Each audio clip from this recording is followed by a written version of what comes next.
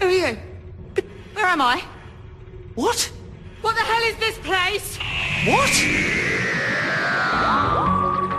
To watch who?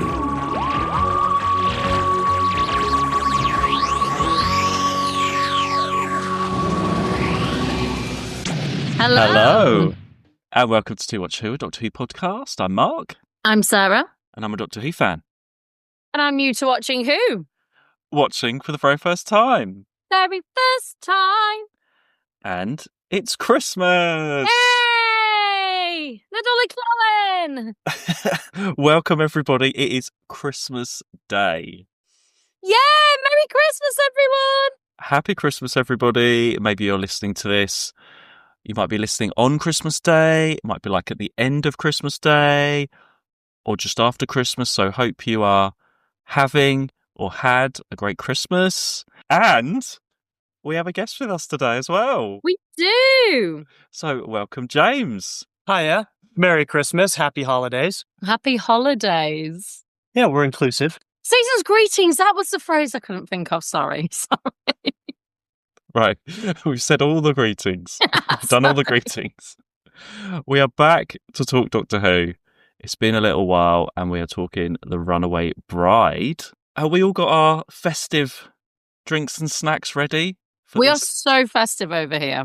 It's incredibly festive. What have we got? We have an entire cheese board with pate. You have a mug of hot chocolate with Baileys, and I just have straight Baileys. And we're wearing Christmas jumpers. Mine lights up, so I'm more festive than you. And the cat's trying to climb the tree, so I'm constantly trying to stop it in the recording by throwing things at it so I don't stop the flow. Classic Christmas. Classic Christmas. Classic Christmas, everybody. I've got a Bucks Fizz because I thought, that's sort of Christmassy. Always have a bit of a Bucks Fizz on Christmas. I haven't opened it yet, though. So I'm just going to do that before we start our chat. And I'm scared of opening these things with the cork on. This is like the worst thing ever for me. You are terrible. Whenever we used to have to open bottles of like champagne and stuff, Mark would like leave the room. And we do weddings, we'd have to open like 10 of them. It was horrible. I wouldn't do it. And there was an event where it was just me and they were like, we need champagne. I was like, oh my God, I've got to do this. I've got to do this. I was like, there's nobody else here to do it. And I had to do it. And I was fine after a while. But I'm scared again now. I'm so scared. I pulled that face the other day, didn't I? I believe in you, Mark. You can do it. Come on, Mark. What? Oh, God. No, this is so funny. No. Just twist it. Hey, there it is. Hey, happy Christmas. I'm so sorry. I didn't think it would be that difficult. Anyway. That full video has to go on for our Patreons. I'm just... Maybe. So, before we start, James, we should ask you about your Who knowledge. My deep encyclopedic knowledge of Doctor Who, which does not exist. Well, because I grew up in the States, if no one could tell by my accent. My introduction was watching it on BBC America. So it would just come on reruns and then whenever a new series was on, but it was always on reruns throughout the day. Especially New Who, sorry. Yeah, New Who. So I started watching, must have been series 2 that you've just finished because I remember Torchwood coming out as new. So it must have been series 2 because I don't remember Eccleston coming out new. Like, I remember the adverts when I would watch like Top Gear and stuff. Torchwood, I remember coming out and watching the first 2 episodes and thinking, oh, this is cool. How old were you? I must have been like 13. And the first episode, like, because it was on in the middle of the day, because I was 5 hours behind. So it would come on and just kind of like 1 in the afternoon. So I remember watching the first episode and I remember watching the second episode, but my parents were home or my mom was home. And in the classic thing of whenever you're watching a film or a TV show, whenever your parents are home and in the room is immediately when the sex scene is going to come on. I think my mom had like walked into the living room when I was watching. It was like, you cannot watch Torchwood. This is not okay for a 13-year-old James. Doctor Who's okay because my mom's English, so she knows what Doctor Who is. She knows that it's PG-13 at the absolute worst for like maybe 10 minutes. Like New Who was a bit more than she remembers from classic. And yeah, then I watched pretty like religiously, like up until Capaldi. I don't think it's necessarily that the quality of the show. It's just I kind of aged out of it. Like I watched it when I was a teenager.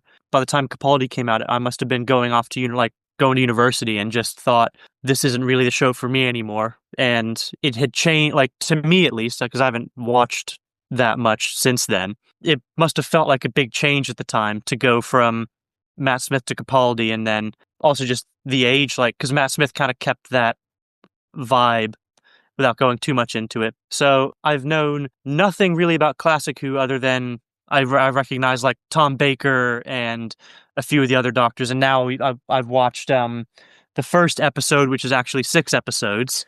No, that's not the first story. Oh, it's not the first story. Oh, no, but it's the first series. It is the first series. I was going to say, yeah, you have seen The Keys of Marinus as your only classic story.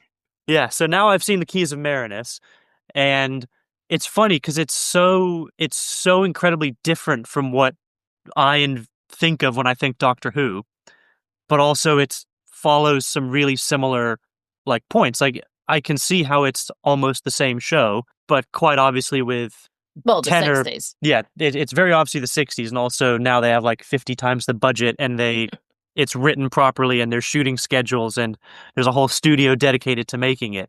Really different, but that's my whole view of Doctor Who, is watching it pretty much in isolation, because not many people in the States watch it, and those who did were not like me. I couldn't like chat to people at school about it. Like it wasn't a cultural thing until you got later on. Then it became a massive cultural thing, but it all went in with Sherlock and Supernatural and all that. It was all that one crowd and the very much American Tumblr crowd. Yeah, because I feel like it started to get a bit of momentum sort of around this time with David Tennant, but it didn't really hit America big until like Matt Smith. I felt like that was the time when America really knew about Doctor Who, and it was a bigger thing then, I feel. Yeah, Matt Smith is when you started seeing in shops like Spencer's, which is kind of like a what's that men's shop? Burton's? No, like the Menkind. Oh, right. Like like it's a shop like that. Like you start getting like actual Doctor Who merchandise, and you start seeing it's very like David Tennant. Like definitely that's when it picked up, and especially this season and next season. But then Matt Smith, it exploded because it was the same time Sherlock was on, so everyone was already watching BBC America. But it's when that massive Anglophile stage hit the States, where you had Top Gear was at its height. Yeah. And Sherlock was at its height, and it's all of this stuff going on that everyone was watching BBC America, and so it just happened that Doctor Who was in a primetime slot at the time, and then but again, all the old ones would just be on reruns in the day, so I would just watch them completely out of order.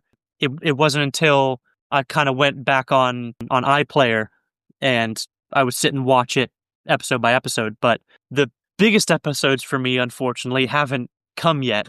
Yeah. The Not do watching spoilers. Yeah. So, but I am very excited for the future. But I'm also very excited to watch along with you, Sarah, the Torchwood, the next series of Torchwood. Yeah, because you've been watching sort of along with the Torchwood stuff. So finally, you're allowed to watch Torchwood. Yeah. Yeah, finally. Not old enough. Yeah, finally at 30, I can watch Torchwood. But what is nice is watching something in the Whoniverse that I haven't seen already. Yeah. Because every time we sit down and watch Doctor Who, I know exactly what's going to come, and I'm more watching it for nostalgia and then waiting to see, your reaction, Sarah, of what you're going to think of the episode. Because I have these fond memories of watching it on my couch over the summer holidays or whenever as a young teenager, like, oh, this is great. And then watching it back again, some of the writing isn't great in some of it, or like some episodes might be a bit weaker. But I still enjoy it because of the nostalgia, whereas you watching, you're like, oh, that was the most boring episode I've ever watched. I'm like, no, it was really nice. It had this. It was so fun. And you've seen a little bit of War Between the Land and the Sea as well. You saw those episodes as well. We're now up to date with everyone else. Although, are we behind now? Because technically it's come out today. Oh, it's come out today? It's literally on. There's like 2 today, isn't there, as we record? It's literally come on tonight, so we have to catch up. We'll have to watch that. But yeah, we watched the first 2 episodes at the screening. Like a week before it came out, I think. A week or 2 before, wasn't it? Yeah. 2 weeks before?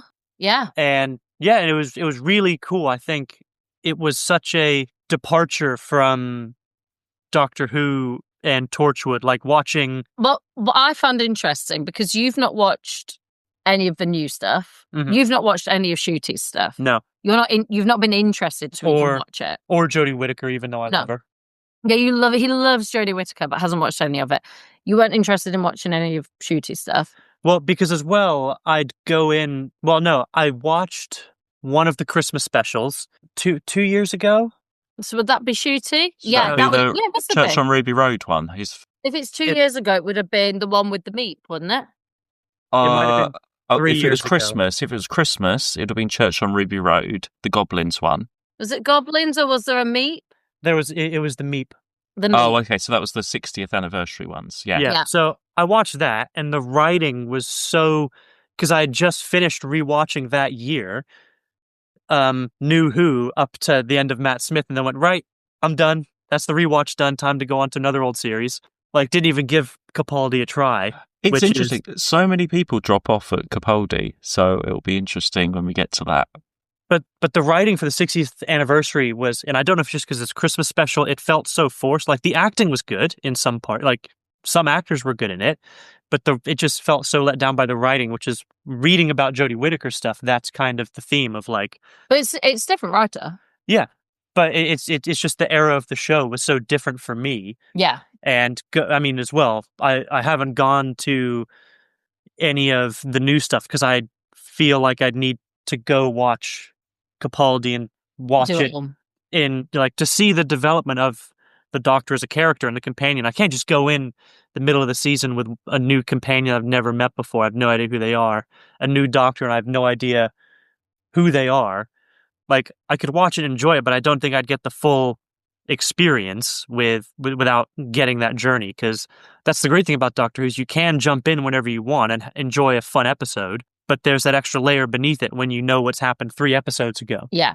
Or there's like these hints, and there's, you know, like going back to series 1 and 2, you could watch the game show episode and enjoy it, but you wouldn't get the whole point about Bad Wolf Station and all this is bad. Like, you completely miss all of that. Yeah. So I would imagine they have semi-similar things going through in the new bits, but... Well, that's the thing. That's part of the criticism of the 60th even. It started off with this whole explanation of what's come before, and maybe with the Disney stuff, it should have started a bit easier for people to get into it. Yeah, it's always... Yeah.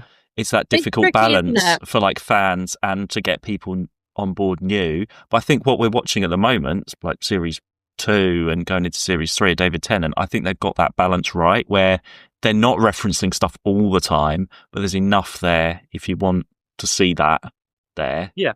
And But it's that feels like but weirdly, when you go to Classic Who, that stuff doesn't even exist. I mean, in the 80s, a little bit, there was some references. It Tiny. started to be for the fans in the 80s, a little bit, It's but more not like tons. fan reference than like storytelling. Yeah, not in the story, yeah.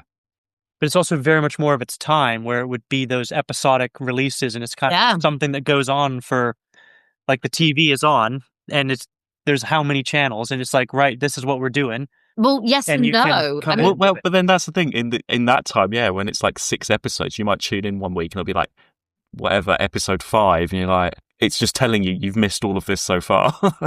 it's interesting because, I mean, you know, if we look at the 60s, so we're like every single week for a year they came out. And like, what, series 1, 2? Yeah, 3? definitely. Like the early series, literally every single week. They go on holiday. Like, they have holidays. they literally have to write them out when they go on holiday. They go on holiday. Like, every week an episode comes out. So it almost, you don't have time for those sorts of stories because of the way it goes. And then as it goes through and the series gets shorter and the seasons get, or whatever, what was it then? Seasons, wasn't it then? We're on series now. Seasons then, series now, yeah. Seasons. So as the seasons get shorter, you get it more like your story might go on for like 4 or 5 weeks. This storyline will go on for 4 weeks or 3 weeks maybe, but that's it. It's very different. But where we are right now, The Runaway Bride, Christmas Day, the second Christmas Day episode, well, technically third because we had one in Classic Who. But What was that? you know, the one where it's a missing Oh, one. the missing one, and he says to the screen, doesn't he? Yeah. Yeah. To the screen. So technically the third ever Christmas Day episode. We've just had Billie Piper leave. Doctor Who is like even bigger now. This is like the big Christmas episode, and everybody is tuning in on Christmas Day. Well, it felt like it. Who are you? I shall descend upon this earth. You shouldn't even exist. Are you rebel or dwarf or babe or something? Now, prepare your best medicines, Dr. Man. Get me to the church! Donna! Am I safe? I'm not about to lose someone else. It's Christmas. This planet shall be scorched! Doctor Who, Christmas Day at 7 on BBC One. Tell us, Mark. Christmas what were you doing? Day, Doctor Who Christmas Day, because it's always that time, you have all the family round, they're all there, and then we have like a little buffet in the evening and everything, and everybody's gone home by like 8:30, and you're sort of waiting for everyone to go home, and then you can finish off the buffet and watch everything that you've set the video for throughout the whole evening. That is the best time on Christmas Day for me, when everyone's gone home. That's because you keep all your VHSs, Mark. Well, do you know what? Before we Speaking start of VHS, talking, guys. great segue there. Here's a Christmas present, everybody. So last episode, when we were recording the end of Torchwood, I live messaged Neighbours Guy just to see how he's doing. Neighbours is now finished. I just wanted to see what's going on. Probably shouldn't have done that because I have had a reply from him.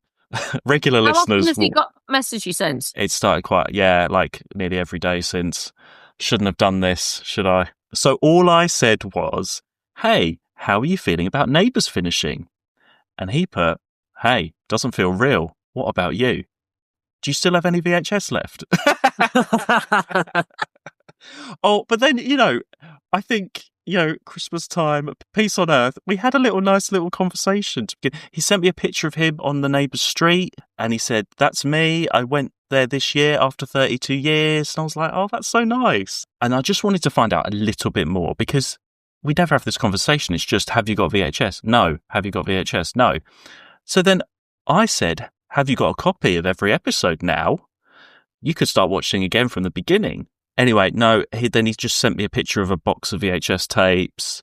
Do I have the ones on Amazon? And then he told me he's downloaded all the ones that are on Amazon, and it took over 32 days to download everything. Oh my God. If you tell me what you have, we can work something out. It started up again. I didn't really get the answers that I wanted to. Of course you didn't, because he's really one way. Yeah. He's a man that knows what he wants. Yeah, so there you go. It's Neighbours VHS. There you go. Even though Neighbours is finished, Neighbours VHS Guy is still going, everybody. Just wanted to give everyone that update. And what about, what's his name? No Ross updates. We are closing that Torchwood file for now. Now we've done Torchwood. Maybe we'll reopen it when we get end up in prison or when we get something. back to Torchwood.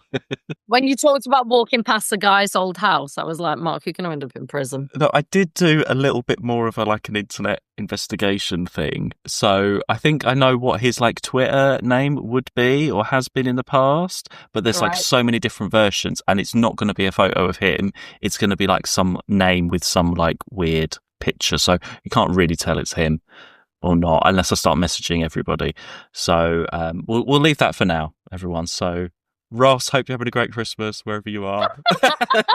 Right. Can you imagine if he's actually been listening to us this whole time? Well, he better get in touch if he is. Could you imagine? Ross, if you're listening, are you Ross? Please email 2watchu@gmail.com. please email us at 2watchu@gmail.com. We're going to get loads of hoaxes now.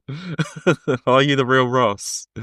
Yeah, prove it. Dear. Actually, okay, sorry, while we're talking about Ross, it's got one more thing, which I forgot to mention before. And this might shed some light on why I haven't heard from Ross, actually.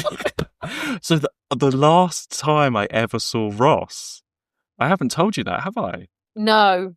I just presumed that, you were teenagers and you just lost contact. Well, yeah. Yes, we did. And he used to we were at different schools, different secondary schools, different friends.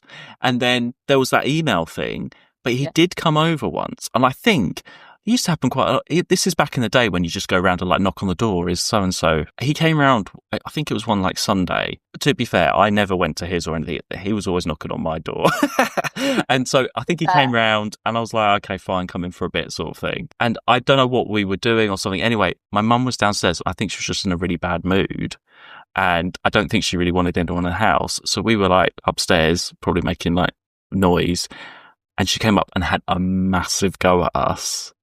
Like, I don't know. I think she was just really stressed out. Had a massive go. I've never seen her like that, actually. And she was looking at Ross and she went, I don't even want him round here. And afterwards we were both like silent. And then he was like, oh, I better go. And then he went. And that was actually the last time I ever saw him. So Oh that my might... gosh, it's your mum's fault. So it's not really her fault. I think she was just stressed out. We were running around the house, you know, that kind of thing. I didn't actually see Ross after that.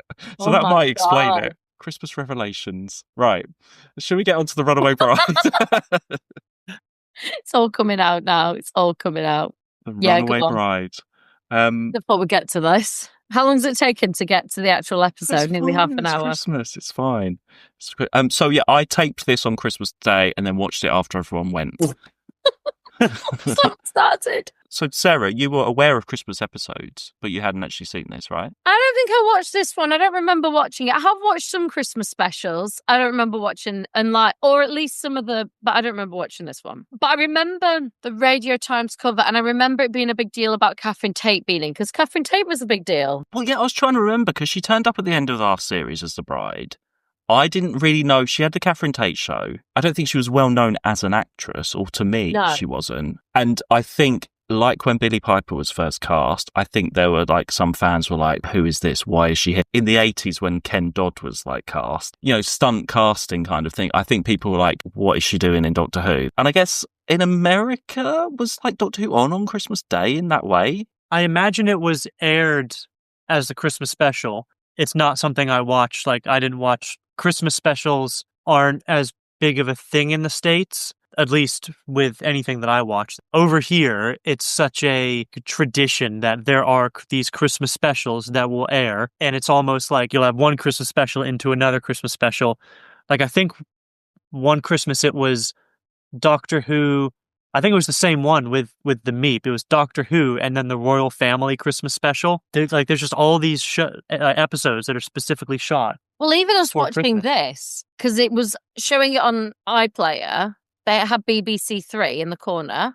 I wrote that. I noticed that as well. And she says at the end, Gavin and Stacey coming up next. Yeah, exactly. Yeah. It must have gone into the Gavin and Stacey Christmas special straight after. Because, I mean, at this point, so Doctor Who, I mean, we had that Christmas special last year, which was a fairly big thing, but now this is like the big BBC One, Christmas night. There's always like 2 or 3 things that are the big things, and it would have been Doctor Who, like something like Wallace and Gromit or something like that. That'll have been Would have before. If happened. you think of like what will have been on, you'll have had a Wallace and Gromit before. This must have been around 7 o'clock. Yeah. And then Gavin and Stacey would have And then been a Gavin bigger and thing. Stacey. And then probably something like the Royal Family. Mm. And I love a Christmas special. Yeah. Apart from... No, never mind. Cut What that are you out. talking No, about? You cut can't say out. that. You can't say that, Mark. I don't know what I'm talking about. No, you got to carry that on. No, What I are don't you know what talking I'm about? saying. Anyway, shall we What go are through you the story? talking about? I don't know what I was going to say. We love a Christmas special. Let's just go through the story, shall we? And talk about... Drink any of that Bugs Fizz? I have been, yeah. But I'm not like... It's only Bugs Fizz. Oh, dear. Right. The first thing that I noticed, we recreate that scene from the end of the last season. Shot again because, finally, that lighting in the TARDIS is so much better this series. If you go back and watch the end of stuff, it's like really dark. She's proper like green, that horrible green lighting. And now it's been done again. And I looked this up again. They had a different lighting designer who liked to shoot the TARDIS differently. So that's why they reshot it. Finally, we have a decent lighting designer in the TARDIS. There we go. There's a little Mark hint will of have it. green. Mark it's will be not so sending bad. that person their own award. I hate to break it to you, Mark. I didn't notice that it was reshot. No, I didn't. I thought she edited it from the same. I mean, I'm sure if I went back and watched the ending again and then watched this now without a whole series of Torchwood in between. Yeah. I would have, I'd noticed like, oh wow, that looks, but thinking back, it was like, I never really noticed it was incredibly green. That series. Never noticed. Mark talks about it all the time. But I imagine now watching again and going through the next series, I'll notice that, oh wow, it's just bright. Because I've always remembered it being bright. The first series, I'll admit, is dark. It's really dark and green, and then it gets a little bit better in series 2, but not so. They're still very green. Like Catherine Tate, I feel like green. series 1, they don't know where to put cameras in the TARDIS. Series 2, that improves, but I never thought of it being dark. I just think they improved where the cameras were. But series 1, they had cameras in weird spots, like here, or like maybe some like pole in the way of a shot or something, you know. That was my main criticism. But you were like obsessed with it being green and dark. It is. It makes such a difference. From now on, you will notice it, much brighter. Because there's a lot. That's a big scene they're in that TARDIS for quite a while, and I love the dynamic already between Donna and the Doctor. There's some great physical comedy that goes on between mainly with David Tennant trying to just fly the TARDIS and keep it going, and just the back and forth they have is great, because it really shows how good of a comic actress Catherine Tate is, because she's almost come from just the sketch comedy show into not a serious show, but into just a normal... family show? Yeah, family comedy drama show. I think for me it showed what a great comedy actor David Tennant is. Because actually, Catherine Tate, to some extent, she's funny, but it's more... She's funny in that whole... The setup itself is funny. She doesn't need to do anything. She's in a wedding dress, right? She's in the middle of the street in a wedding dress. She's in the TARDIS in a wedding dress. She kind of knows that, so she doesn't need to sell it more than like, get me to my wedding. That's it. Like, it's funny enough. He completely matches her, because we know she's funny, right? She's got her own show. She leads all these characters on. He completely keeps up with that in this show that he is the lead in. It'd be very easy for him to have not, or to have like dipped, or to have just stepped and allowed her to be the funny one and him be the serious one. And he doesn't. He matches, and it's great. And I think that's why there's so much energy in this episode. Yeah, they really kind of don't fall into that trope of a straight man, funny man thing. Neither of, like, the Doctor's and the straight characters there, and neither's Catherine Tate, but they kind of just... They're both in that situation. Yeah, they are, like, they don't have to be funny, just the situation itself is just so absurd. Yeah. That she's just appeared in the TARDIS, at the time we don't know how, and it's freaking out. And she's in her wedding dress, and he's freaking out. He is in the middle of just losing Rose 30 seconds ago, and now this is all. And I mean, you kind of forget about it until it gets brought back up later. But he is like only an hour, a few hours out of this incredibly traumatic thing that happened in the final episode, and you've just kind of switched straight to this, and he's like, "What's going on? What? Huh?" It just works so well. Yeah. It's like it works well for a Christmas episode. It's like sort of screwball comedy, these two characters sort of forced together in the situation. Yeah, and I think that works really well coming off of that, because how else do you get the Doctor? Otherwise he'd just be moping around. You have to sort of throw him into a situation. He mentions Rose quite a lot in this episode. It was getting on my nerves a little bit. There's at least 5 Rose references here. It's worse than Owen and Diane.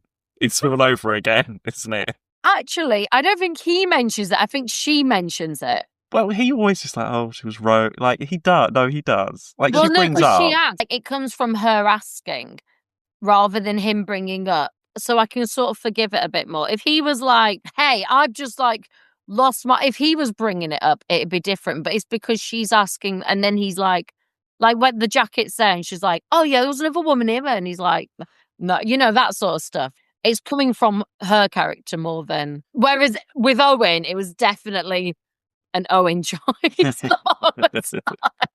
Although, what, for fuck's sake, Owen? I absolutely love that part where she picks up this jacket in this, you know, wherever she's just appeared in. And she's like, oh, there's another woman here. And she's only known him for like an hour or so at Is that that? point. And she's like, "Oh, another woman here." It's- Yeah, so why do you care if there's another woman here? Yeah, she's like, "Oh, did you like abduct her as well?" And he's just sitting there, just, "Oh yeah, I'm moping again now," Yeah. and just really sad. But it does go on throughout the episode.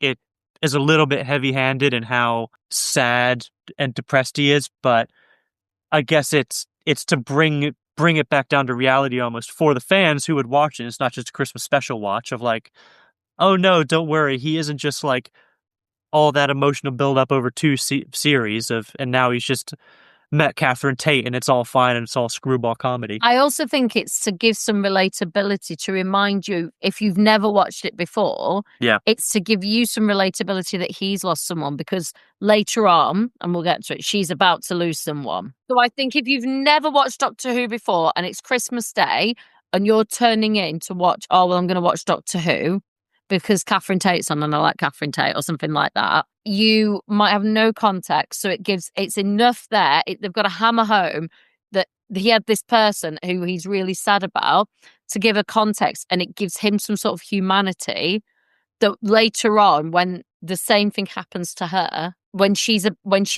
we find out what's going on with her fiance and all that, he can sympathize with her. But also, I think he does the sort of Owen thing of getting really angry and everything. That's when he goes too far at the end as well, and then snaps out of it because he's just consumed Which is, by again, the I think rose. they do really well to address. It was just those flashbacks of her and stuff. I don't think we needed that.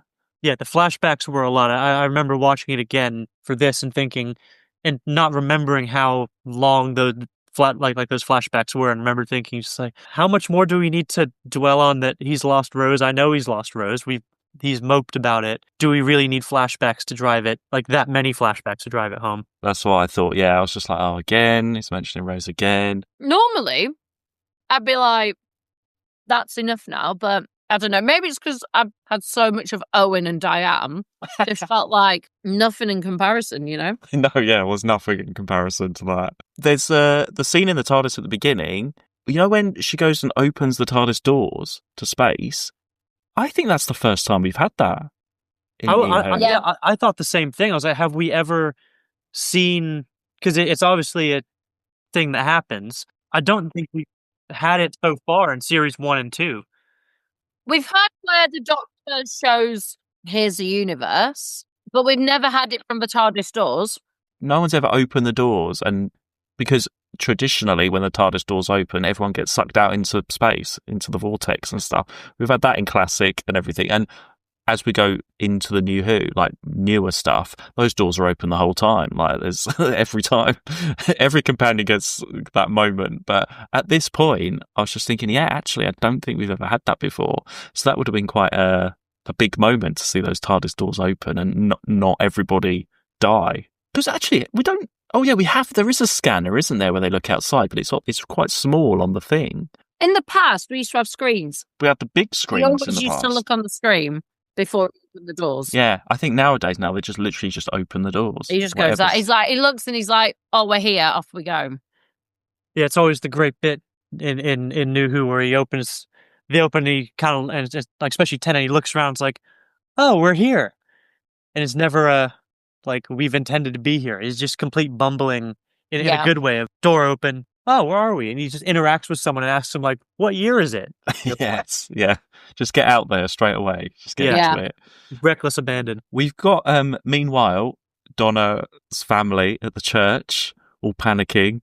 We have all of those moments. So we see Donna's mum. Just fantastic. Well, is that always Donna's mum? Yes. Is it? Yeah, and is that always Donna's dad? No. No, that's No. what I think confused me. Yeah. Because he's from EastEnders. Is he? Yeah, I swear. You know the Slater family? No, I know who you're thinking of. Isn't he's I not. thought he was the dad from the Slater? He's not. Although he has been in Doctor Who before. He was in the stunt team in the 70s. So he does do Doctor Who events. But it's not him.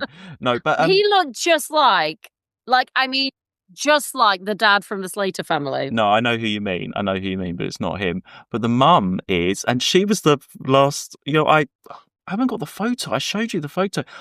She's who I met at that convention this year where it was like the bad lighting. And I can't find the photo I'm to not show going to you. lie. You send me a lot of pictures of you. No, I don't. I was looking to see if I don't know if I sent you. I think I might have held it up on a Zoom call for you.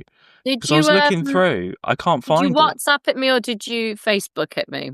I don't think I did. No, that's the thing. I think I just showed you on Zoom. I was looking through. I haven't got a photo of it.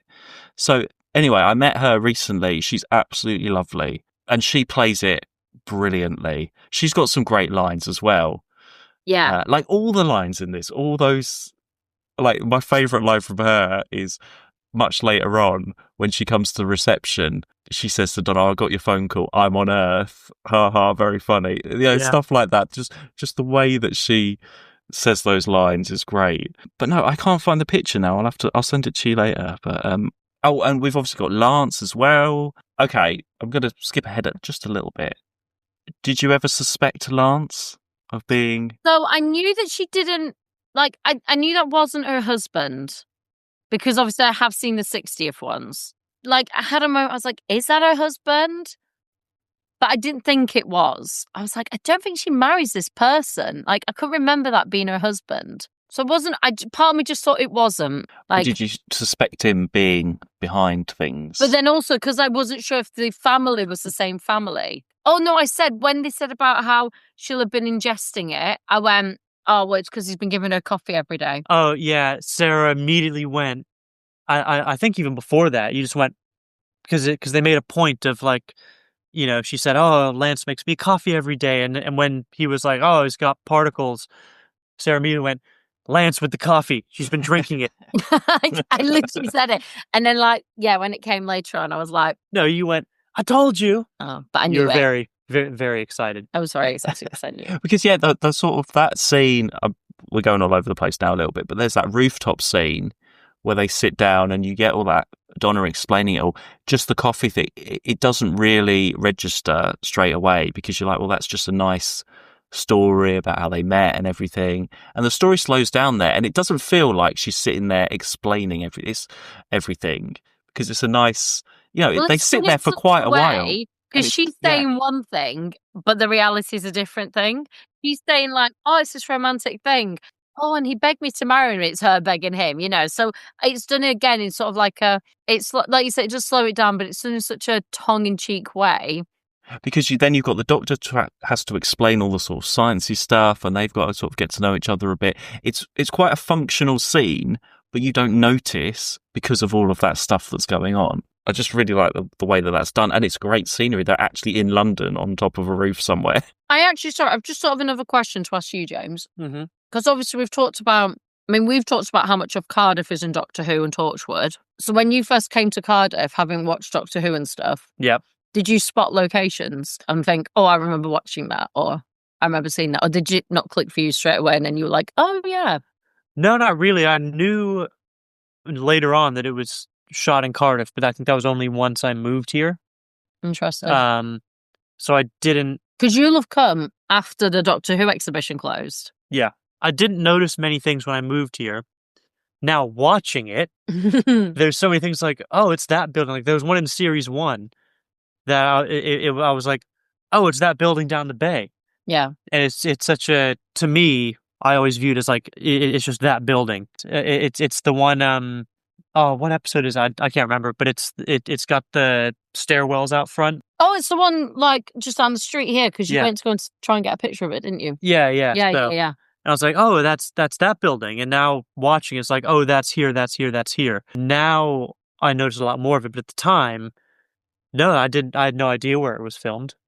I think they're doing quite a good job of making it look like London, because I would have watched this before coming to Cardiff, and when she's outside, obviously we know it's outside House of Fraser and all of that, but that could be London. You know, they do a good job unless you actually know that street and that shop.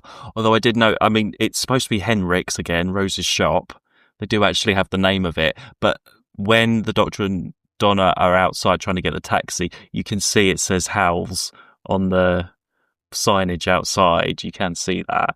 But it's nice. I like that they keep somewhere different. They're always using the same bloody street. They use the same street for frigging shooty. It's the same street. But Look but how like rude they, you are. they don't try and hide it though. It's always Hendrix. It's the same shop. They're not trying to It's make the it a same different shop. street. Yeah. It's the same street. Yeah, Yeah, I know. Yeah, I saw them filming there. I was like, oh, they're filming again outside the same. It's the same one. Someone's got to keep House of Fraser going, or they had to, they were getting that money, that location money. Yeah. Like, why not? No one But else even is when we going were in there. watching The War Between the Land and the Sea, Yeah. like it's like that. Like there'll be like this big overshot of London, and we're like, oh, Cardiff. Yeah. Temple of Peace as Go well. now. That gets a lot of money, a lot of use. Yeah. Temple of Peace. Well, yeah, because where Barkley gets put in the swanky hotel is just down right on the water by the bay. It's that hotel, I think, next to the Senate. It's not a hotel, it's an office. Sorry, the office building next to the Senate. Yeah, it's an The office is round the back of there. Yeah. So it's just like, and he's being hounded by these reporters going up the steps. It's like, I walked past that the other day. We walk past like all the time. And then we watched something else No, it was this. They use it in the Christmas special here. Yeah, they reused the same building. It's the same building that's used in the Christmas special. With Donna's office, where they're up and down the stairs and it's stuff. the Yeah, same building. yeah. Years and years have passed. This office building might have been turned into a hotel that's now really swanky and can house, Exactly is the same building. unit safe house. You never know. Yeah. But it was just funny because having watched them like pretty close together, that's the same building. I can't watch any of this without seeing Cardiff. No, now especially Henrig's outside that road as well, you see it. And that's before it was all pedestrianised as well. That's an actual road back then. You can sort of see all the changes, yeah. It must be interesting for you now, having been, watching this in the States with no connection to it, then watching it again over here, and then living here and watching it now and being like, oh my gosh. I wish you'd have been able to see the Doctor Who exhibition. What is it, Mark? Next to World of Boat, if that's still there. No. Oh my gosh, You pointed out to me before where it was. What is it now? Is it just empty? Oh, it's a food. Is it just empty now? Tiger Yard. Tiger Yard. That whole Tiger Yard was the Doctor Who experience. Oh, cool. It was this massive thing. Mark's got pictures in there. Like they had the whole of that TARDIS set in there. No, that's a shame. Yeah. Yeah. And they had the Great to face of see it. Bo. Face of, like you name it, they had it there. Yeah. You went in and you could go in. There was the first bit that you could just walk in, and then you had to pay. And there was this whole. Where's it all gone? Well, you still see the signs for So it. you had to go in. So it started off. We're going off on now. God, we are really going off on the history of the Doctor Sorry, Who experience. everyone. So Hope you're enjoying your Christmas dinner. It was in London first. I'll go get it while you listen to me. In Matt Smith's time, it was in London first for a while. Then it moved down to the Bay. Very similar setups, but it was like a walkthrough experience thing. So you were there, and then you had like the Time Lords, and it was like a storyline. And then Matt Smith came on the screen. I was like, "Oh, come with me," and you went through, and it was sort of like Series 4 stuff. They had like the Silence in the Library stuff, and you had like a guide who was like a Time Lordy person. So you had to walk through, and you controlled the TARDIS. You had to press buttons and stuff, and you went through this dark forest thing, and there were like weeping angels jumping out at you and stuff. Went to like the junkyard, like all different setups and stuff, and there was like Daleks and stuff. It was a really good, like, fun, like, walkthrough experience. And then at the end you had all the sets and the costumes and everything as well. So like I went a few times, but like you did have to go through that walkthrough bit every single time. So after you've done it like 3 times, you're like, yeah, I know what's coming up now. I know people that came every year, like, yeah, because they were little, like, and they loved Doctor Who.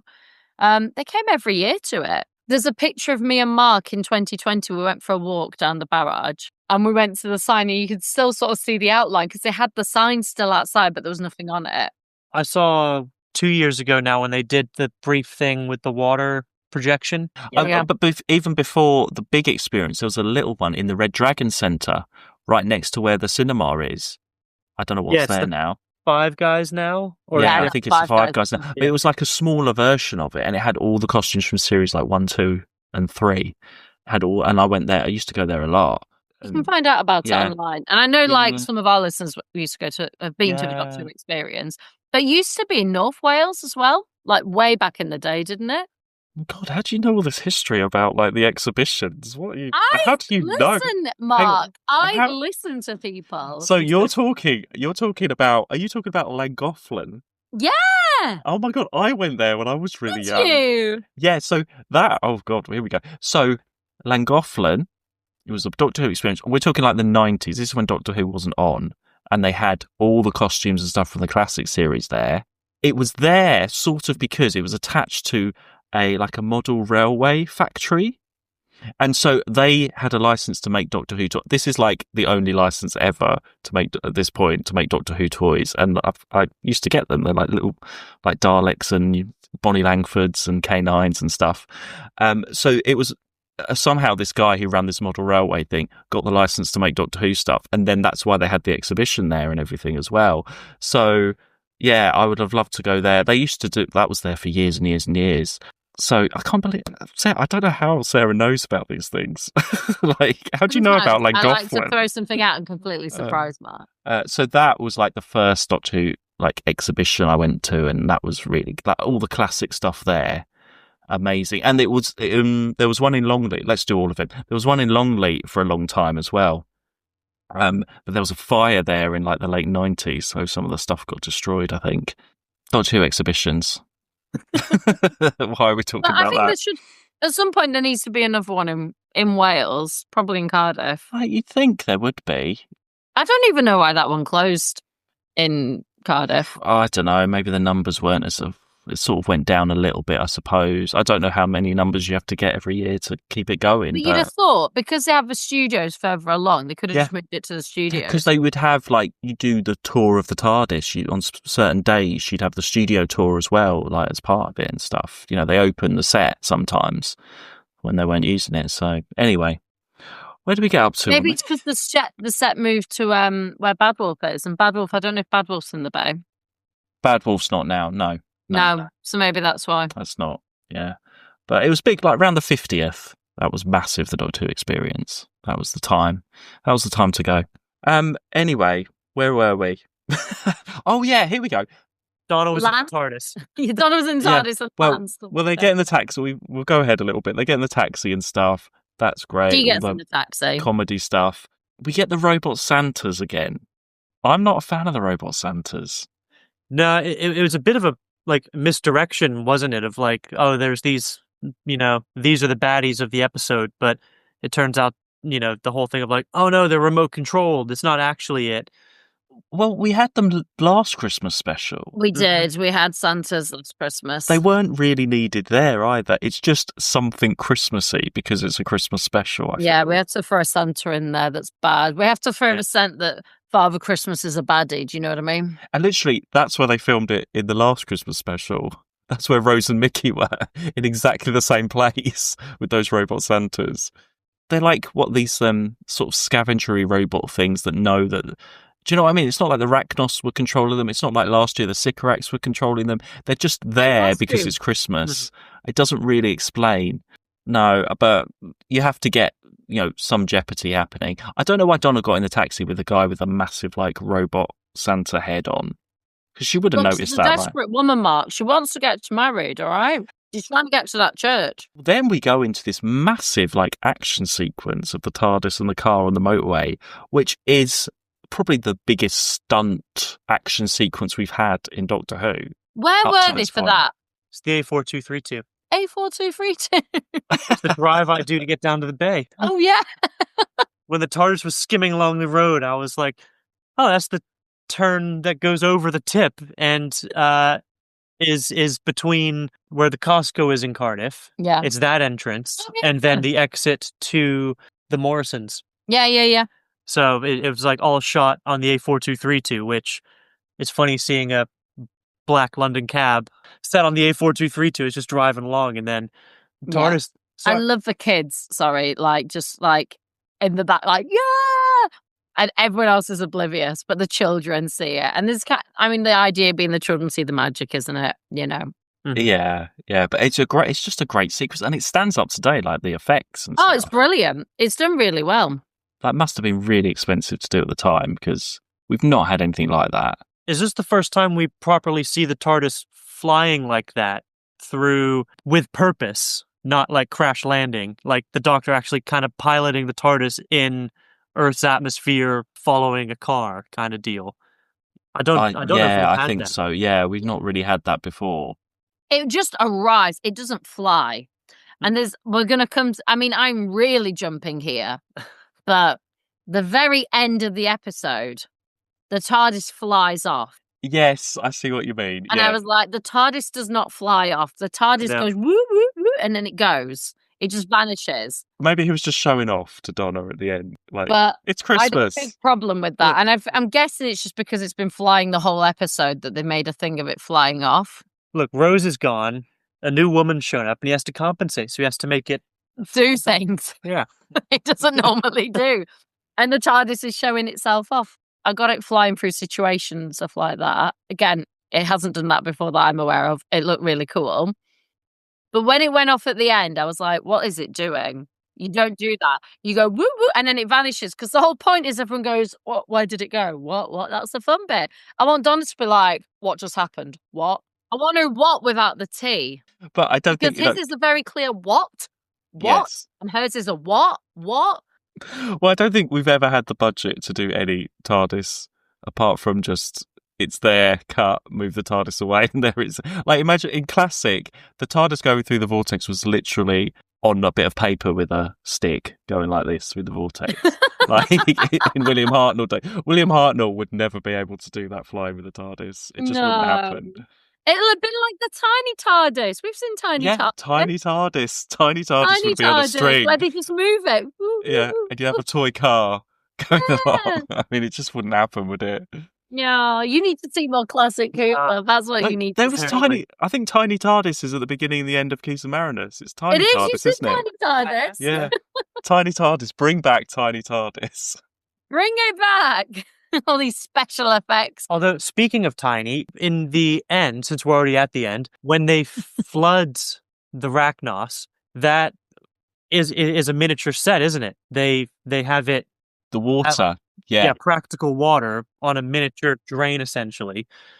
Because I was watching, like, there's no way in hell that they have the budget to do this, and it looks way too good. And it's like, well, this is just a drain sink they've probably made, or a little bit bigger. You can sort of tell though that it's a model, even like it's amazingly done. But it's like when they do fire as well, when it's like a model and the flames aren't sort of the right size, and they sort of slow down the water. You can always tell that it's a model. You just can't get the right water. It looks infinitely better than if they would have tried to do it with CGI at the time. Oh, yeah. Like, I mean, modern day, you could do it if you're James Cameron making Avatar. You can make it look indistinguishable pretty much. But the second best thing is make it miniature. And yeah, you can tell it's a miniature because you can contextually pick out the size of the water droplets and stuff like that. But it still looks so good in comparison to what we've had. You know, I'm glad they didn't like cut away or something like that. Well, you have to see it actually happen, don't you? You have to see the destruction. Although it was really drawn out, I thought. If they're going to have done it, they were doing it. I think that's what it is. Well, what it was is, and I guess we're going almost backwards now, is I forget her name, but the Empress of the Rachnos. I really, really like the whole character design, and the costume is incredible.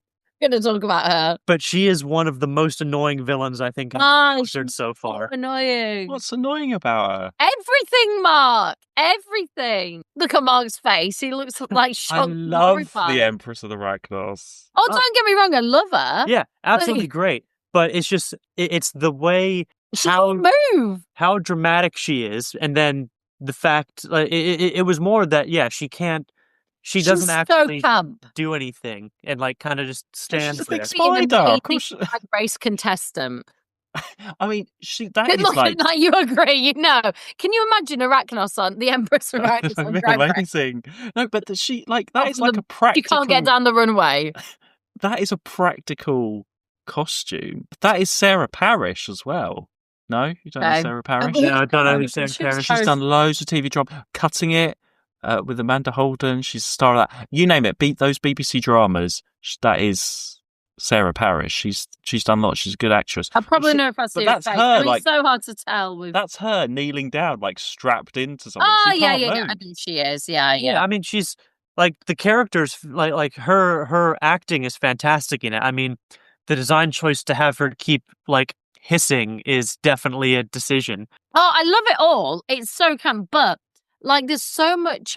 Screaming of my babies.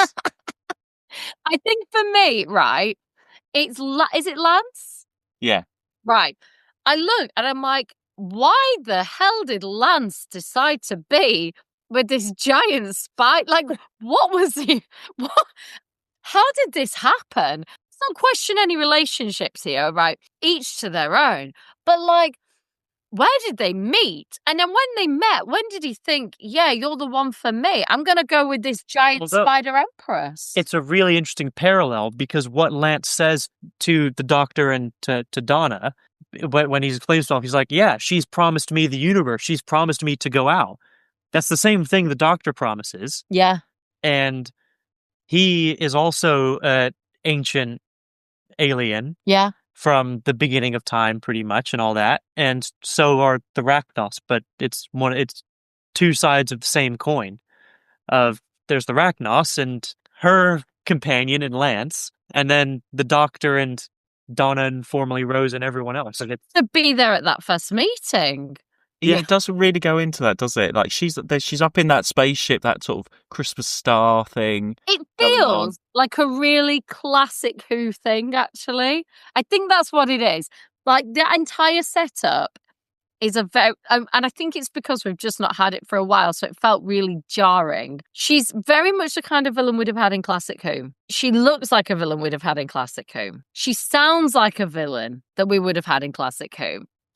Of course, she's befriended some human, and they are like in some weird relationship that's been promised the world. I mean, that is exactly what would happen in Classic Who. I can think of episodes where like that has happened in Classic Who. It is an exact Classic Who setup. It's just so camp and like in a glorious way. Like, it's brilliant.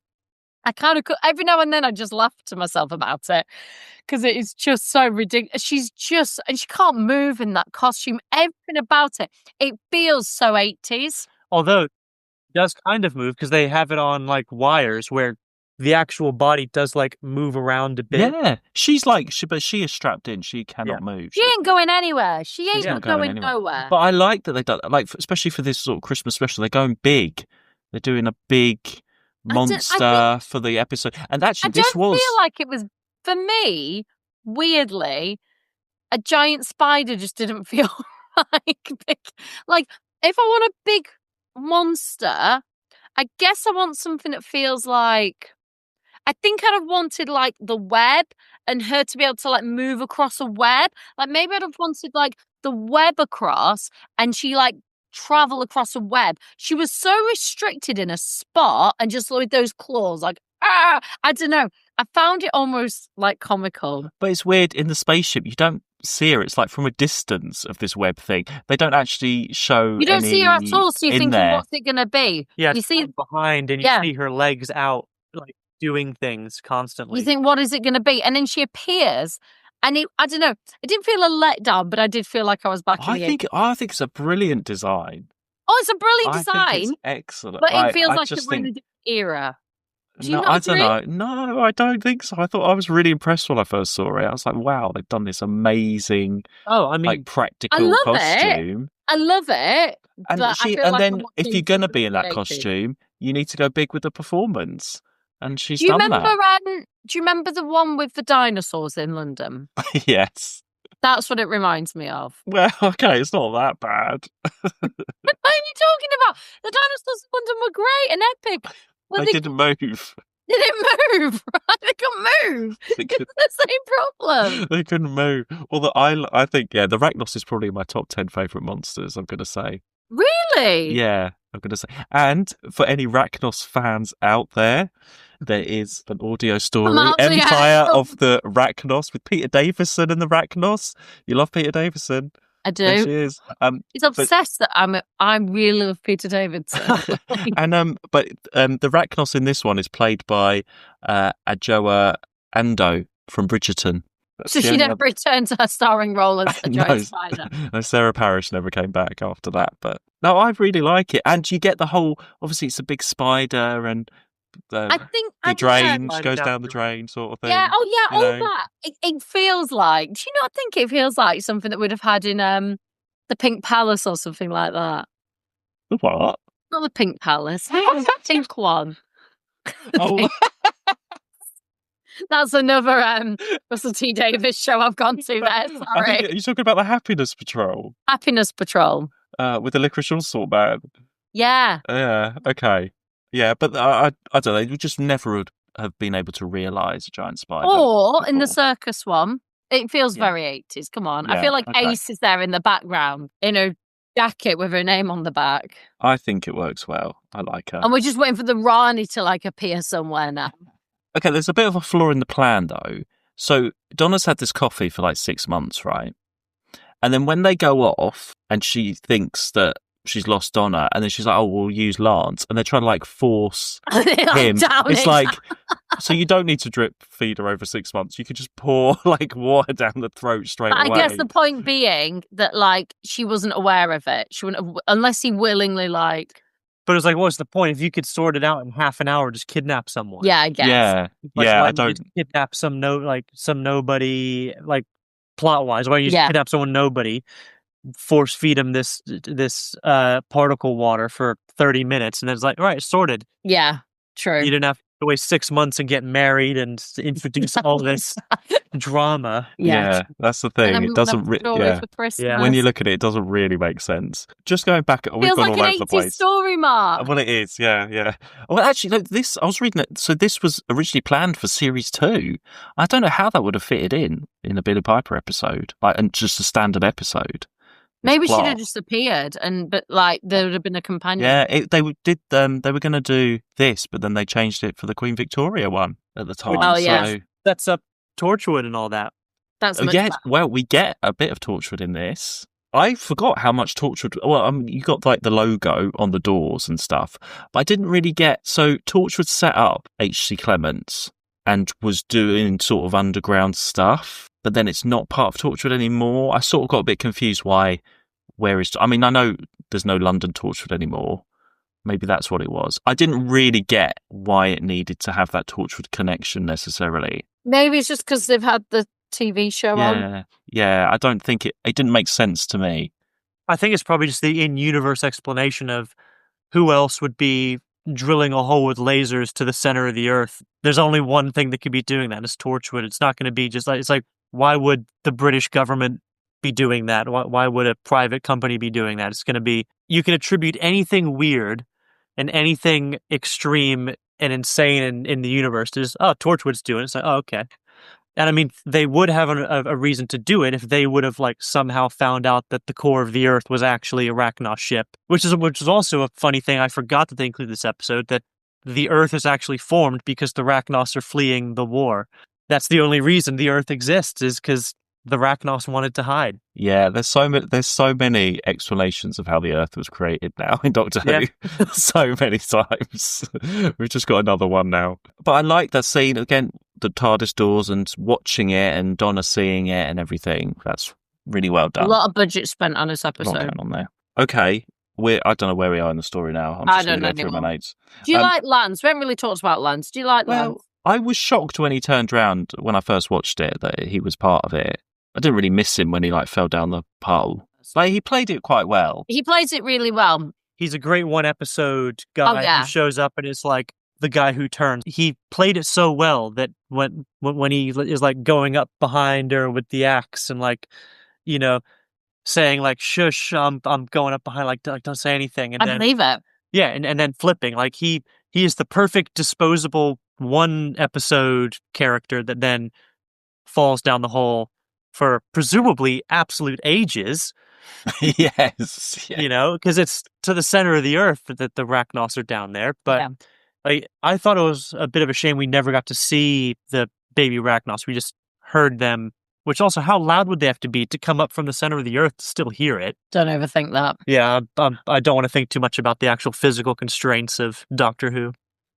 No, I like that we don't see it though. It's just sort of You just hear their screams, which is pretty horrible. And that's when the Doctor, well, he uses the baubles from the Killer Christmas trees, which we haven't mentioned. Again, more Killer Christmas trees.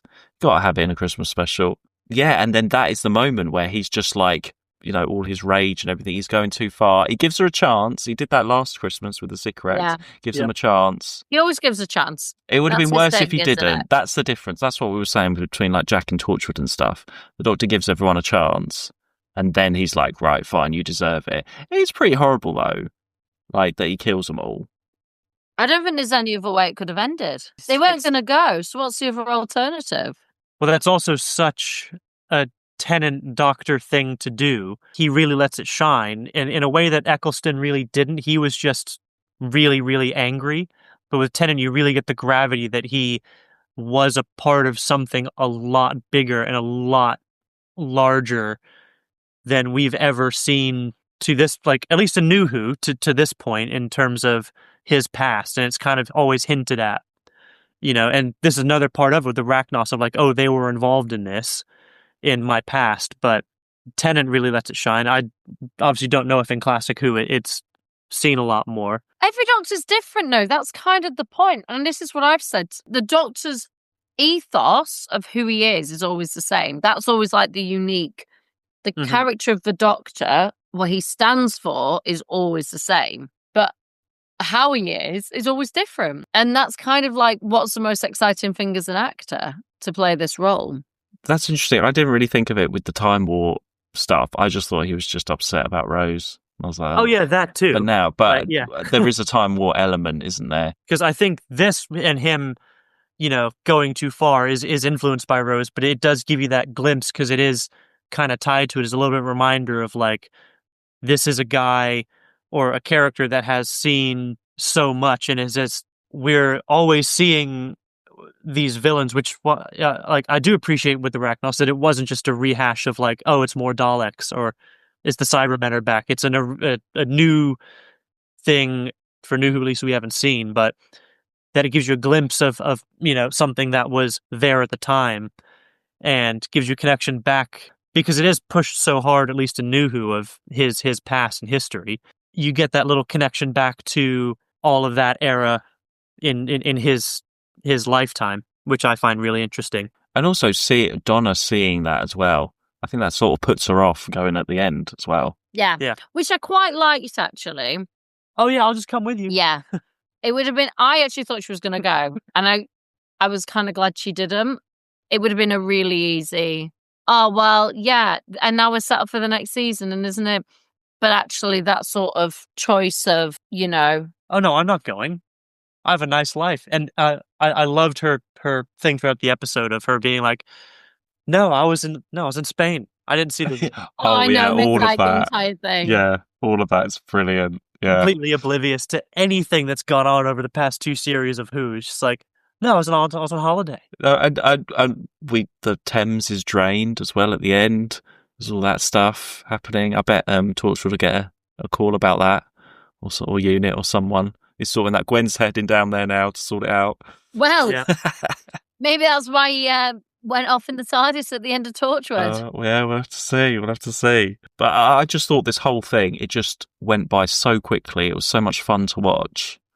And that's what you want on a Christmas special, isn't it? Yeah. Yeah, it was so well paced. It never, it very, very rarely dragged. It was only in brief moments it thought, okay, the scene's lasting too long, but nothing. Oh, I love the pace. I thought the pace was brilliant. For my biggest like compliment to this New Who so far is that actors have space to act. And when it's like intense and going on, all that stuff is like where he's running around and stuff, like he's brilliant. And David Tennant's like, he's frantic and he's everywhere.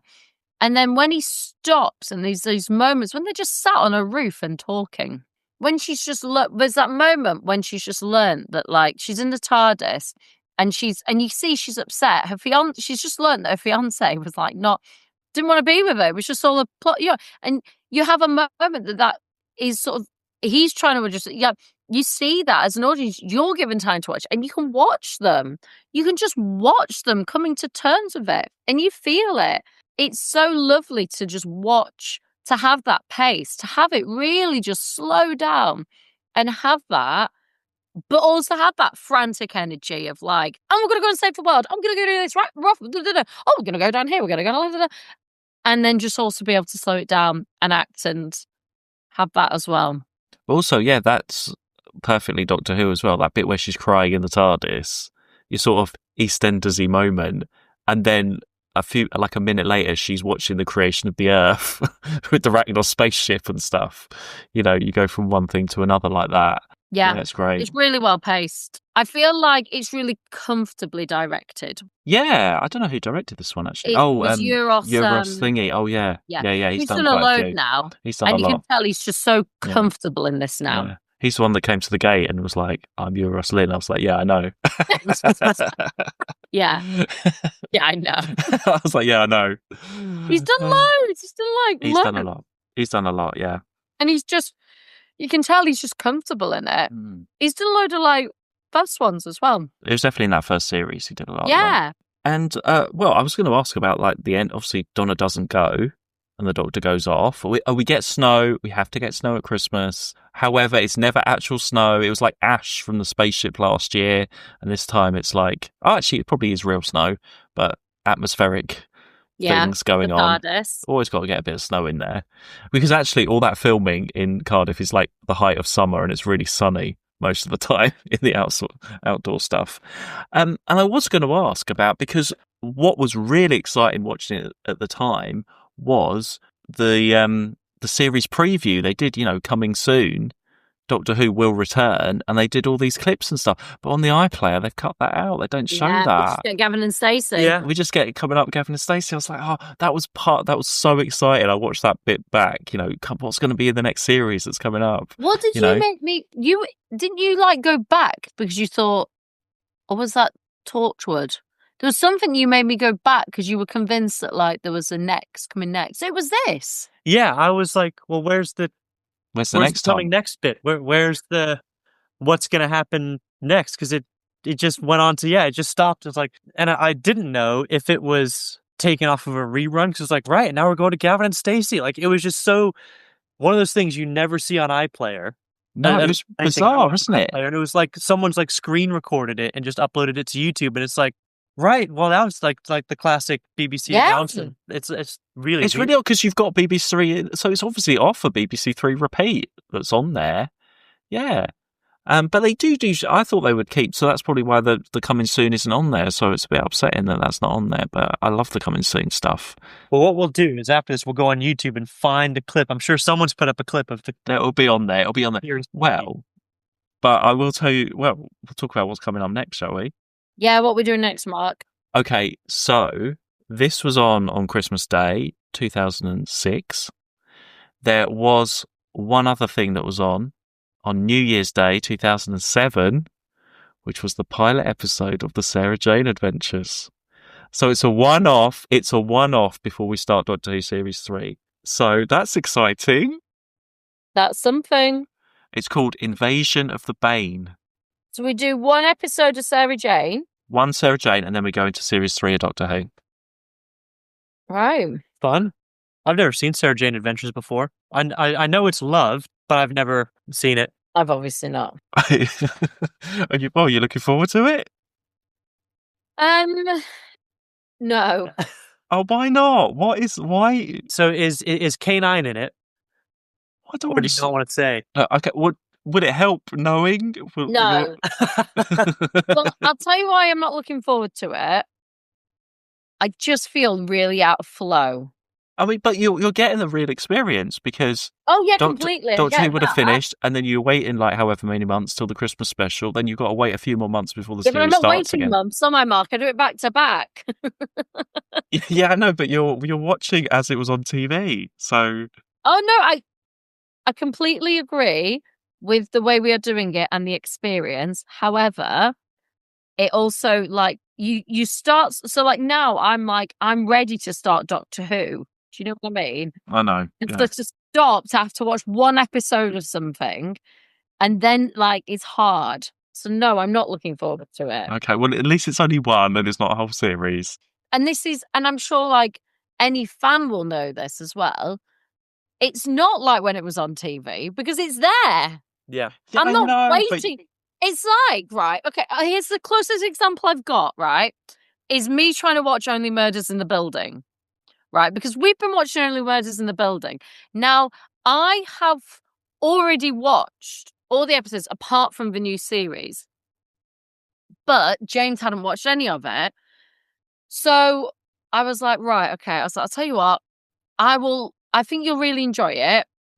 We'll watch a bit of it. If you like it, then, you can watch it. You enjoyed it. So you watched series 1. You Yep. really enjoyed it. He enjoyed it in so much. So bear in mind, so I've watched series 1 a lot of times now, listeners. I've watched it more than any other fucking series now. So I watched series 1 myself. Then I watched it with my mother. Then I watched the whole thing with Mark. Then I sit with this guy and watch it with him. Then it was his birthday, and what does he want to do? Oh, his mum's over. Mum, there's a new TV show. I think you'd like Only Murders in the Building. Let's put it on. Let's put that first episode on. I've watched it 5 times, listeners. 5 times I've watched that first series, right? All I want to do is start watching the current series that's on TV and to watch that same fucking series 5 times. Oh, yeah. And you've already watched the episodes too, but you're showing your mum. You said to me something like, have you watched this? And I was like, yeah, this is my 5th watch of this show now. Of this series. This is on my 5th watch of this series because I have to keep watching it with other people. But that's how I feel. And I'm sure that's my experience. So then we did all of series 1. And then we did 2. And so finally we caught up. But by the time we caught up, it was no longer coming out weekly. And it was just all there so we could binge watch it. But the thing is, when it does come out weekly, it comes out, you watch it, and you're like, oh, I'm going to watch the next one. I want to know now what happens. But you've got to wait, right? You've got to wait. But I didn't need to wait because I had to watch Only Murders 5 times instead. Because someone wanted to have everyone watch it because he was so excited by it. It's a really great series. Great show. It is a really great series. Yeah. Where are you up to, Mark? On Only Murders. I think I stopped in 3. So that's the musical one, isn't it? Yeah, I need to go back to the beginning and start all over again. I'm not doing that with you. I'm not doing series 1 6 times. Can't do it. Oh dear. How do we get onto this from Sarah Jane? Anyway, you'll only be watching binging a show. But that's the difference. Like, because the episodes would come out and you'd be like, oh no, I've got to wait a week. Oh, I'm excited. But we don't have that. Like, or it'd finish and you'd be like, oh, I've got to wait till Christmas. But we don't have to wait till Christmas because it's right there. Yeah, but you can pretend. No, I know, but that's the thing, isn't it? It's different. It's a different mentality. I know. But also, for the record, we would have gotten about a minute. Like, we would have finished the scene in the Christmas special that we'd already seen. I was like, actually, no, we cannot watch this because you can't contravene the rules of the podcast. No. As much as I would have as much as I wanted to watch it, it wouldn't have happened. It wouldn't have happened. You would have noticed that lighting change, though, if you'd gone from one to the next one. It is so... you could do it now. Watch that lighting change at the end of Also, Mark, you know how I messaged you that we missed the first 8 minutes of... More between land and the sea. We didn't. We missed the first, 90 seconds? Yeah. Oh, fine. We put it on, and we literally walked in as he appears at the house. Yeah, so when he's in the house getting driven away, like, we properly sat down on our seats when he got in the car after leaving and with the soldier. Yeah, like she's gone into her house and her mum's at the door. Yeah. They've had that conversation, and we were sat in, like, we came in late and we were like, oh, some seats, and we sat down and he just got back in, and and she goes, well, we've broken all these rules or whatever. That is when we were in our seats. We missed about 90 seconds, 2 minutes. There was nothing actually. Like, I thought we had missed loads of setup on, like, a exposition on the time, like how he got set as this guy, what we now know is the witness for UNIT and all that. But I thought we missed loads of setup on who he is and how that happens. Like, oh no, actually, are thrown in with this guy immediately. Yeah, you do go straight into it, don't you? Yeah, it was a bit confusing. Can we talk? Sorry. So all we actually missed was the Homo Aqua dying. Yeah, that's literally all we missed. Yeah, and the fishing boat bit, and then all of us, and then we were there. So we missed that bit because we were like, "What's this dead creature?" But anyway, we can talk about the plastic now. Oh yes, yeah. So what we learnt at the screening, because I couldn't tell you before, because I couldn't talk about the fact that a load of plastic appears in the episode. If you haven't watched it, stop listening now. Oh, it's been out for ages. So the whole series is finished by the time this comes out. So it'd be fun. Okay. Because they were trying to be like an environmental set, they asked all the cast and crew to bring plastic from home. So all of that plastic was like from people's homes and recycling. And also when people brought it in, they were like, it made people aware of like how much plastic and stuff everyone has. So all of that was like from people's homes, and that's what they used. Oh wow, that's great. Yeah. But I couldn't tell you that before. I was like, when you watch the episode, I can tell you something that came up, but I can't tell you before, because otherwise I have to tell you there was plastic. Yeah, no, that's great. Yeah, I've really enjoyed it so far. And the actress that plays Salt, she will be in the next series of Doctor Who that we do. I didn't realise it was her. So we can talk about that when we get there. She is a sort of a reoccurring character. She's in more than one episode of Series 3 of Doctor Who, which I had no idea about. There we go. Interesting. Well, there we are. That is a Runaway Bride, everybody. And a few other things. And a few other more tangents. Hey, it wouldn't be Christmas without some tangent. Oh, yeah, it's Christmas special. But you guys should talk about your podcast before we go. Yeah. We're a bit behind because we've both been ill. So, yeah, Yeah, would you that like to... horrible cough, which is not conducive to speaking. Yeah. Yeah, you couldn't talk for like over a week without coughing, so we're a bit behind. But we do a podcast. Yeah, it's new. Mixtape Misadventures. Yeah, it's a little baby. There's but 3 episodes out now. 3 or 4. This started because I would record with Mark, and then James would go, "When are we doing our podcast?" As a joke, because the last thing the world needs is another straight white man with a podcast. Straight white American. Yeah, straight white American man with a podcast. My opinions need to be heard, because they're obviously important about both Doctor Who and music. Yeah, and we have very different music tastes. Vastly different music tastes. Vastly. So the setup is you both, each week, one of you chooses a song.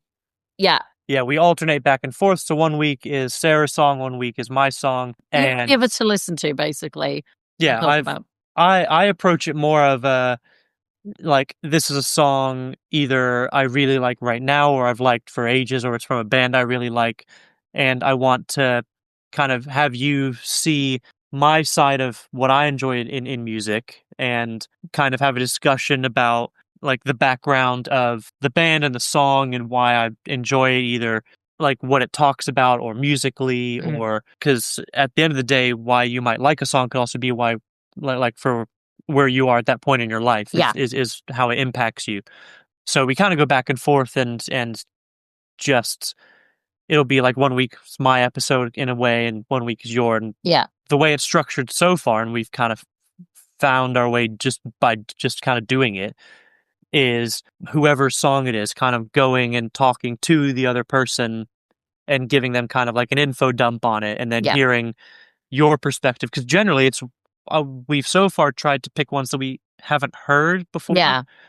Or sorry, that the other person hasn't heard before. I've been influenced by, maybe. Yeah, so it's kind of like... Also, you'd heard one of mine before. But it's kind of like the ones I've gone for were the first episode...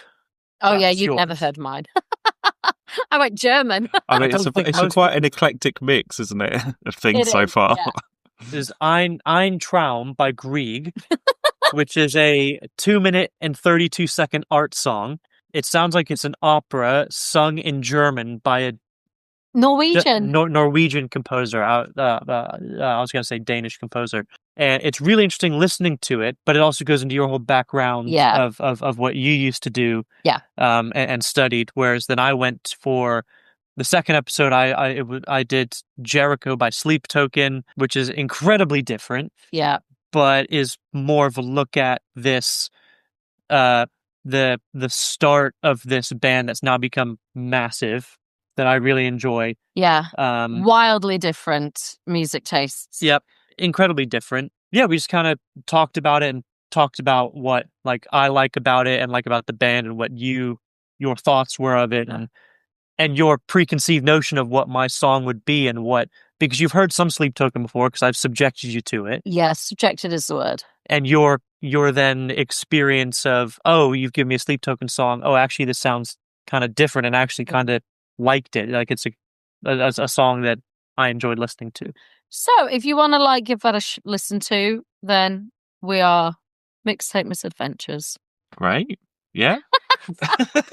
Thanks, Well, yeah, no, Mark. it's really interesting, like listening to like different Oh, and songs they're or being wildly exposed, different. or someone saying, "Have you heard this?" or "Have you considered listening to this?" or something like that. Yeah, and learning about the song as well. Yeah. Okay, we're going to say thank you to James for joining us on the Runaway Bride. You're very welcome. And actually, before, like, there's one last thing. Oh my God, it never ends. I told you it never ends. One last thing, just to round off, because it's a Christmas episode. Can we just quickly go back to the 1960s Christmas Day episode, Feast of Stephen, which is currently missing? I've got the final scene. It's literally like 30 seconds. If I put it in the chat, can us three just act out the final scene? Because it's the classic Happy Christmas scene. Which you've not seen. No, I haven't seen it. So I'm going to make my own artistic interpretation of whatever character. So, And I've seen it since we watched it 5 years so there's ago. three. So it's perfect because there's three characters. Who are you, Mark? Are you the Doctor? You be the Doctor. I'll be the Doctor. You could be I'll Sarah. be Sarah and you can be Stephen. Okay, so just to put, this is a missing episode, and can we just all next year? Hopefully, we'll get some missing episodes back. It's looking good for the new year. The Christmas wishes for everybody there. Yeah, that'll be my Christmas wish for you, Mark. So in this Christmas episode from 1965, I think. Yeah. They've just had, it's basically, I mean, it's Runaway Bride of the time. They've just been running around a Hollywood set, basically, and not a lot has happened. They've stopped. The Daleks were chasing him. They've stopped for Christmas, basically, and they've just run around Hollywood, and they've just come back into the TARDIS. Okay, so this is a perfect way to round off the episode. Are we ready? British, very proper and British, okay? I Are we can't do ready? that, so I'll be Should I American. do? Yeah, I don't know if I should try and do a William Hartnell or not. We'll give it a go. Please try and do an impression give of it a go. William Hartnell. Okay, here we go, everyone. Let's go. Okay. Whatever was that place? Oh, I've no idea. I'm glad we got away. What were they doing? Your guess is as good as mine. Let's hope we never land there again. Oh! Here we are. What's this? Well, we so rarely get a chance to celebrate, but this time we must. Celebrate? Yes, it's Christmas. Is it? Don't you remember? The police station. Christmas. So it was, yes. Here's a toast. A happy Christmas to all of us. Oh! Same to you, Doctor. Sarah. Incidentally, a happy Christmas to all of you at home. Ha ha! To watch who?